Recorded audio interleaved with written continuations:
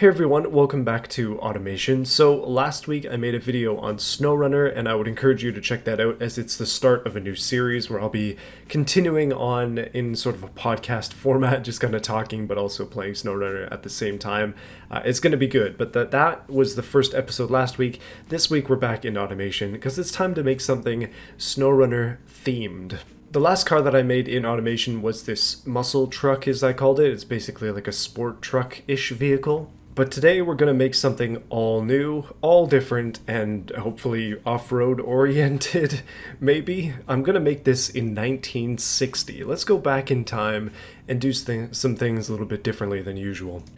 Being as this is 1960, I figure, I don't know, I wanted to make something that you might see in SnowRunner, and SnowRunner is basically full of European trucks. I will admit I'm not the most versed in European cars, so maybe American version of SnowRunner? North American to be exact. I do realize that SnowRunner does have Pacific trucks, and those are Canadian. I should probably know more about Canadian heavy industry than I do, considering I work pretty much adjacent to the heavy construction industry. I've chosen one, and I've chosen this for a reason. Let's try and go at least semi-realistic, at least what I assume would be realistic for back in the day. This is going to be a car, but it's going to be kind of a truck-esque car, something that can be taken off-road more as a scout vehicle, but realistic-ish for 1965. So in an awkward twist of events, I'm actually going to make it have a ladder frame, which is unusual for cars these days. And it's going to be entirely made out of steel, longitudinal engine. We want to have four-wheel drive. Rear-wheel drive probably makes the most sense, but for the sake of actually doing something in BeamNG, we're going to need four-wheel drive. Okay, I've gone for double wishbone, so independent suspension in the front, and it's got a solid leaf axle in the back. It's basically a pickup truck at this point, or a muscle car, one of the two. Alright, new project for the engine. Let's do an inline 6. That's probably, yeah, that's too big. Let's do an inline 4, make it out of cast iron, push rods, all cast. Very, very basic stuff here. Maybe like a 1.7 liter. It doesn't need to be big. I'm definitely focusing more on torque and torque multiplication than I am on anything else. Like, we don't need high RPM. It's going to be better with a long stroke like this, I think. No balanced shafts might be a terrible mistake, but we'll find out soon. I'm just going to skip through all this stuff until we can get some, oh yeah, carburetors. We're going to run on regular leaded fuel. I was hoping we could do diesel, but Automation obviously doesn't have diesel. Diesel is fun. I wish they would add it to this game, but honestly, I don't see that being a possibility. Yeah, they'd have to completely redo half the systems in the game to accommodate just one fuel type. A very industrial engine is what I'm going for, and I feel like this is pretty much exactly that. 56 horsepower honestly seems about right. Let's do an AI tune for power and just see where it ends up. Okay, we make 62 horsepower, 102 newton meters of torque. That's actually pretty good. And the RPM thing is way off. We max out at 4,400 RPM, but it seems to think that we can go all the way up here. At least our old version used to. I don't mind having a super low RPM limit. I think it'll be fine.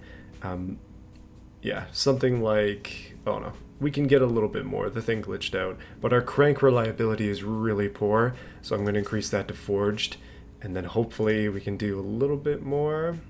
Yeah, at least it's safe and reliable. That's what I want. Okay, 63 horsepower.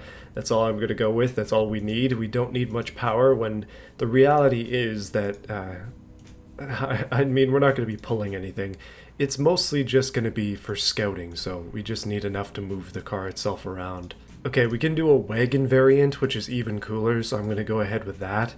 And actually, I should probably see, is there anything... Oh, yes. Oh, yes.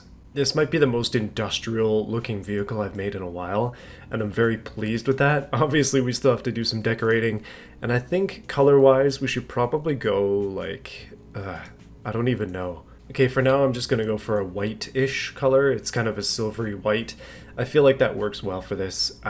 Evidently, it can be changed. So, okay, before I get to the actual design of things, because that's probably the hardest part, let's just go ahead and do the internals. 4-wheel drive, manual. Let's do 3-speed. Ooh. So it thinks it can do maybe 148. That's going to change when I put the tires on it, but for now we'll leave it there. Let's do a manual locker because that'll make it a lot better off-road. Tires. Okay, I'm going to do radials. I know that might not be period correct, but I also want to go for these chunky off-road tires, which don't make a ton of sense, but they should be decent for this. Now, the fun part about this, and something that I just personally like in some vehicles, is when the tires themselves aren't super wide, but they are quite tall. So we're going to go tall tires, but not wide tires, because in this case, with only 60 horsepower, really doesn't matter that much. How much height can we get out of these? Up and up we go. Oh, those are big. Those are meaty. So that's 630, and I think that's as big as it gets. Yeah, that's actually perfect. Plus, with the fenders sticking out that much, I know fitment people these days are going to go nuts, but this is the way, man. This is what these cars look like. These are 13-inch rims. Let's step it up to 14 just so we can get slightly bigger brakes, and I think that is actually good enough. So brakes, I like disc brakes on things, which is why I always build disc brakes on things. But we'll just go drums. Drums are extremely reliable, and I think it makes a lot of sense for this type of vehicle to have drum brakes. Drum brakes on the front, drum brakes on the back. The performance in the corners with this is not going to be good, but it doesn't matter. Off-road skid tray, yes please. Everything else can go away. And bench seat in the front and the back. Standard, and I don't know, basic AM radio. That's all you need.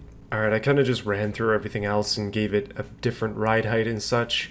I'm really pumped about the specs that this thing has. It's honestly pretty much perfect. It might be a little bit heavy though.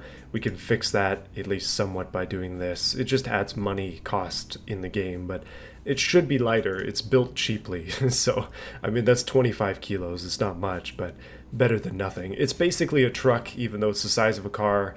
Although it is a wagon, so maybe that helps a little bit. I'm not totally sure. So I looked up a Lada from 1965, and it came up with this, and so this is what I'm going to base the design off of, at least partially. With older cars like this, I definitely work better with a reference, so that's what I'm going for. I think a reference is very much necessary.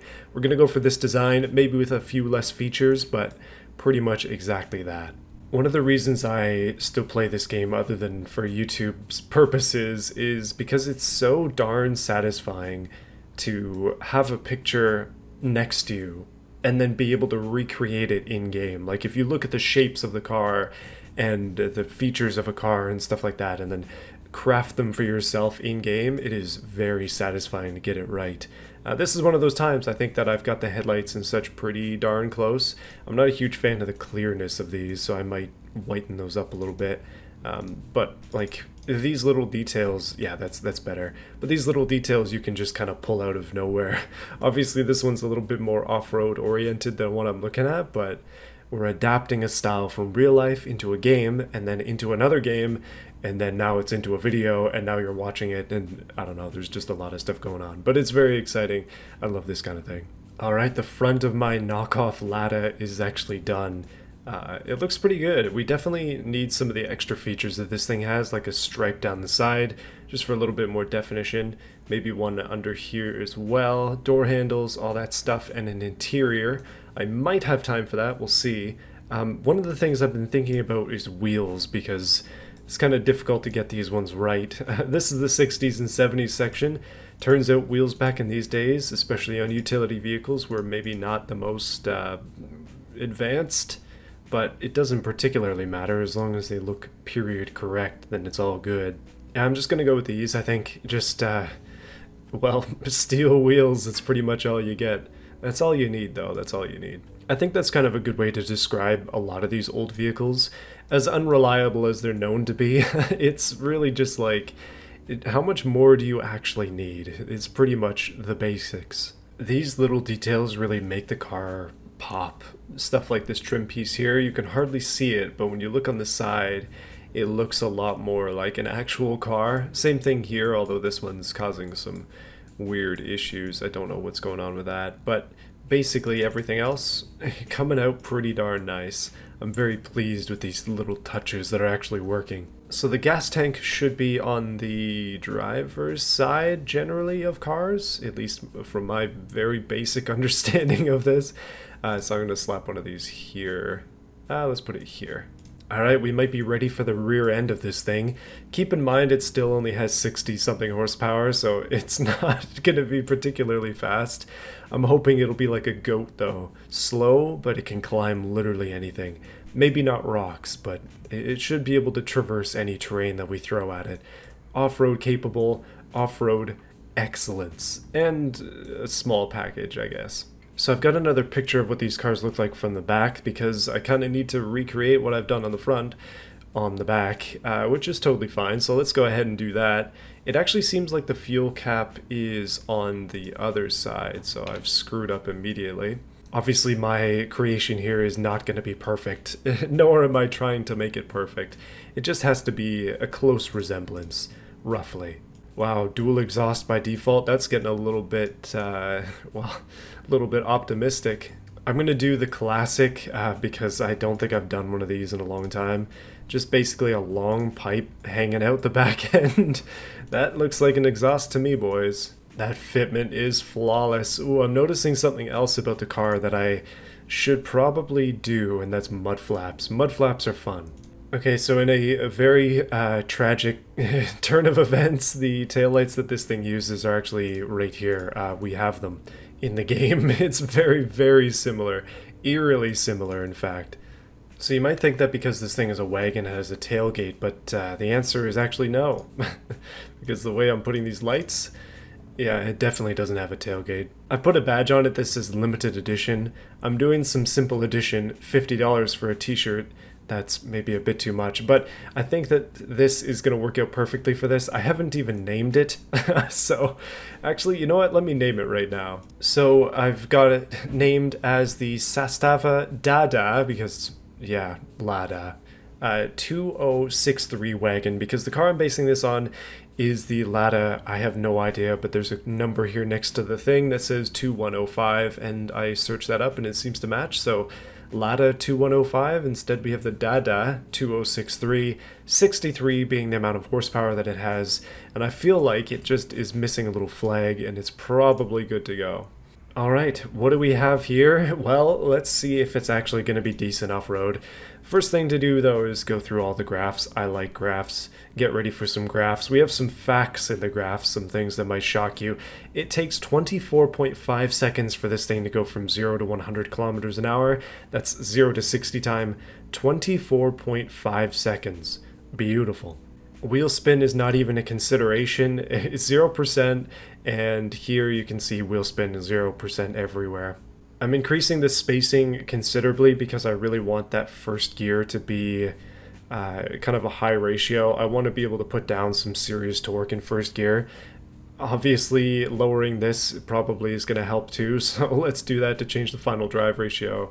I don't think we're ever going to go over 131. We might be aerodynamically limited to 131 kilometers an hour. Yeah, 3 speeds, I mean, it's not much, but we should be able to do something with that. I could go 4 speed. I'm going to stick to 3 speed. I might regret it. So everything here is unchanged. I think that's going to be good. Braking is a little bit weak. I think that's the only thing that it's complaining about. So let's increase the size of those drums. We'll make them huge. And the backs are just going to stay small. Aerodynamics doesn't matter at all. Interior and such, I think we already went through all this. I did give it manual steering, basic safety, and it's got hydro-pneumatic suspension, which is pretty darn fancy, I would say, for something like this, but it is better off-road, so I think it'll go for this, but I don't know. We could go with just standard springs and stuff. This is the fancy deal. Hopefully it's good enough for what we're working with. I think this 63 horsepower beast, even though it does weigh a decent amount still, is ready for BeamNG. Let's go. Let's see how it does. Man, I want an export into SnowRunner button. Let's see that happen, automation. Alright, so let's set our expectations correctly because this thing is very, very clearly not made to do any sort of speed. Also, what the heck is going on with the windshield? And I completely forgot to do an interior. Well, okay, we'll have to come back another time to do an interior. The windshield, I'll have to fix that too. Let's see if it drives. I'm going to give it the best possible chance here. We're going to start in rear wheel drive, so we're probably not going to be doing any burnouts. Keep in mind that this is a 3-speed. Oh boy, this is where that 24 seconds comes in. It actually should be better now because I did lower the final gear ratio and I quickened up the first gear. But third gear is basically overdrive. Like, this is... I mean, it's not slow, it's decently fast, but it definitely couldn't run on public roads these days without some aggravation.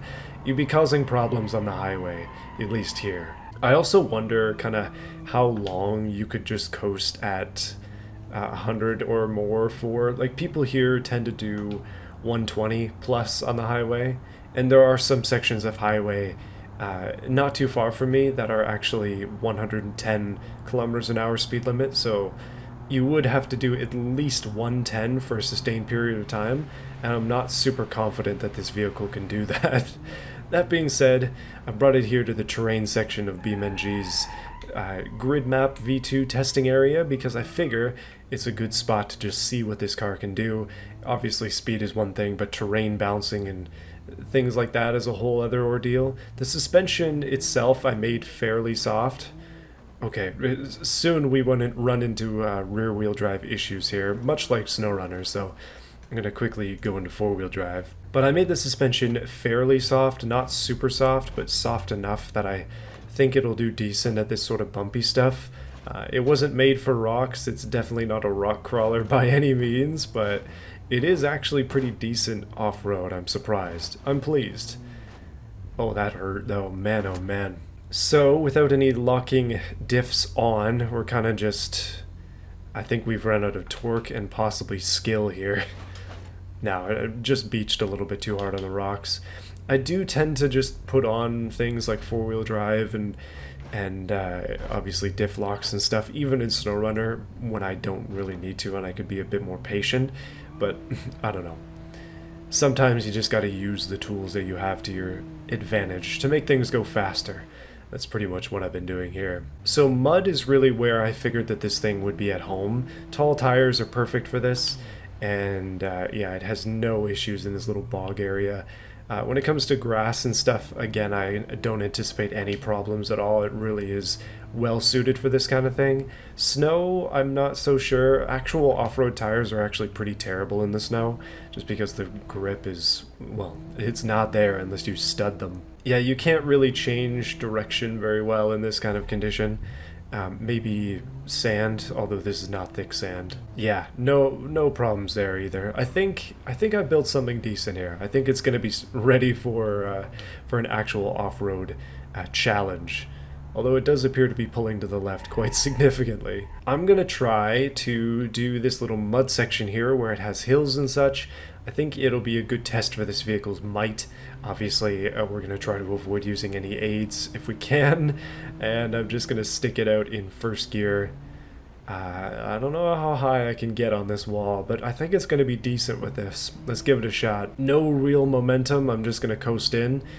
And pedal to the metal, that's a 40-degree slope, 50 degrees, and that's when we start to slip. 50 degrees, yikes. Okay, let me do that again, but with diff locks and low range, and see if I can do any better. Okay, low range, first gear, we can only really get up to like 10. It's not fast at all in this sort of scenario. Oh, come on. I'm just getting, yeah, it's too much wheel spin. We lose the traction there. So let's just crawl up it slowly then, see what happens.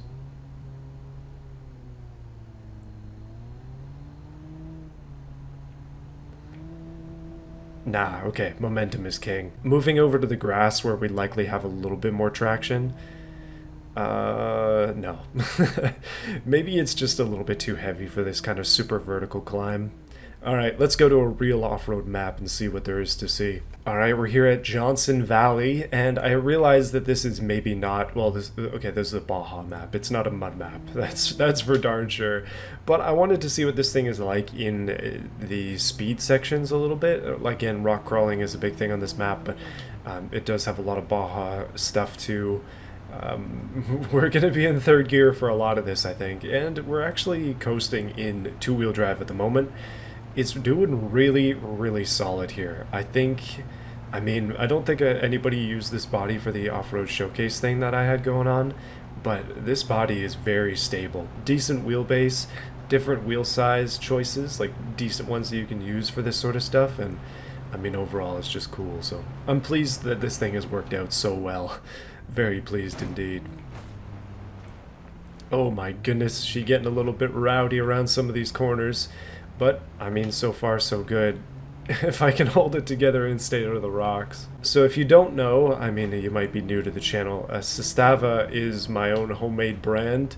I made the Bugo, which is basically a knockoff Yugo, and Zestava is the real brand version. But yeah, obviously I'm just making knockoffs of everything now. Knockoffs are a lot of fun, man. Like I was saying before, it's a lot of fun to take a design that exists in real life, clone it into this game, and then just smash it around and do stuff. Like, I really think that this thing has worked out pretty much perfect. The rear design is not quite what I had in mind, but I had to make a few changes to get around some of the weird artifacting and stuff that's been going on here. Oh, that was a jump. Yeah, overall, I think things are going well, though. I'm very pleased. So let's talk about some future stuff on the channel. So, yeah, SnowRunner series going on. I'm probably going to do one of those every 2 weeks, which sucks because I want to do one every week. I really enjoy that game and I want to play it more. But it's going to have to be 2 weeks for now just because things take time. Other things that are going on, I'm getting closer every day pretty much to having my new office room set up. And I have to do some work on the sim rig as well, and once all that's set up, I'm hoping to integrate something into these videos. At the end of all of them, I'm going to do a lap of a specific track, and we're going to keep a long leaderboard of every single vehicle that's run it, and possibly try to beat my own records and things, but I'm going to do it with the sim rig, so that'll be a whole different thing. It's going to add more to the videos and a little bit more reason for people to stick around. I'm excited for that. I think it's going to be fun. But yeah, at the moment, literally everything is either in the future or you're watching this Lada video right now. Don't worry, this isn't just filler. This is me kind of trying to get an idea of what I want to do with things in the future. And I really do like making these videos, and this is a reminder of that. Honestly, today I was like, you know what, I kind of just don't want to play automation. I want to record SnowRunner early, and I fought my urges, and I was like, you know what, I'm just going to play this game anyways and see what happens, and it turned out good, so can't complain. By the way, when it comes to this car, because it's so low horsepower, it's only 60-ish horsepower, 63.2 I believe, it's hard to spin the wheels, and therefore this thing has just ridiculous traction. Good torque, not a huge amount of power, but like traction for days, even in first gear. I've been running two-wheel drive this entire time, and I haven't had any real like blowouts or anything like that. It's honestly just been to throttle all the way down, no brakes, and just picking the right gear. Like, that's pretty much it. So I have some really awful, terrible ideas about future projects, because I say that as somebody who has like 10 million projects on the go and I'm trying to finish them, but man, one of my projects that I've been thinking about is trying to get into dirt bikes, and yeah, I know dirt bikes are dangerous, but I'm excited to potentially do that at some point in the near future, probably next year, when my daughter is like one-ish and things are a little bit easier to to take care of in that way. And then also, if I get injured or something, it's not going to be a devastation for my family at that point, because hopefully we'll be a little bit more stable with things. Not that we're unstable, it's just that as soon as you have a newborn baby, things go absolutely all up in the air.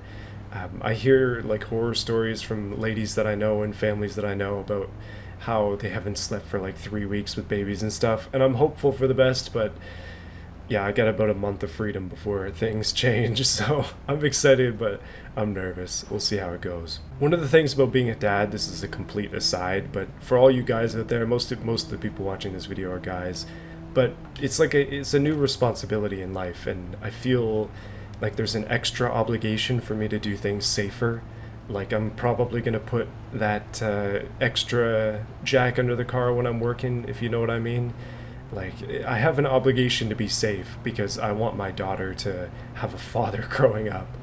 And I also want to be with her growing up too, obviously. But it's like a degree of fatherhood where it's like I have to set aside my own laziness and my own desires sometimes in the name of my family, in the name of my children, and in the name of safety most of all. So yeah, no more crazy things for me, at least not without a helmet. And we'll see how things go. All right, hopefully you got enough out of the Lada and its off-roading prowess. This thing is surprisingly quick for being this heavy and this lack of power.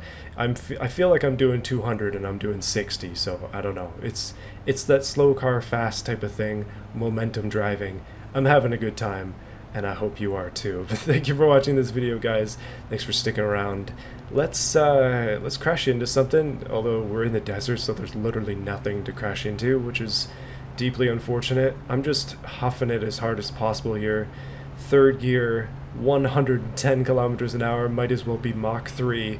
Let's hit this building and see what happens to this thing, or potentially the fence in front of it, or the tree. And looks like it was the tree. Oh, it's good. Yeah, no, that'll buff out. Oh my goodness. Yeah, the front suspension is entirely collapsed there. But she good. We're good for another 300,000 Ks. See you again next time. Alright, it's time to thank those who have chosen to support this support? What is this, New Jersey? Thank you to Overlord, Terry01, J. Pope, Davis Heister, Sinlab, Goofy Plays, Phoenix Shark, Badger, Baja Blast, Mancini Country, Shadow Jasper, I Look Vol, Hi Milk, or Milk? I can't say your name with any sort of accent because people are going to make fun of me. And new to the subscriber tier is Mike Bailey. I appreciate you all a lot. Thank you for supporting me through this join button stuff. I really do appreciate it. I wanted to let you guys know I might be moving to Patreon. And by moving, I mean I'll leave the join button stuff up. You'll still have this tier stuff, but I won't be advertising for it. I'll be advertising for my Patreon instead. But what I'm going to do for that, in at least my current plan, is just make it like one tier, none of this extra tier stuff. And yeah, there won't be any exclusive content or anything, but it'll just be sort of an extension of things. Let me know what you think of that. I have a lot more ideas, but I actually have to sit down and do them. Thanks for watching, guys. I'll see you again very soon.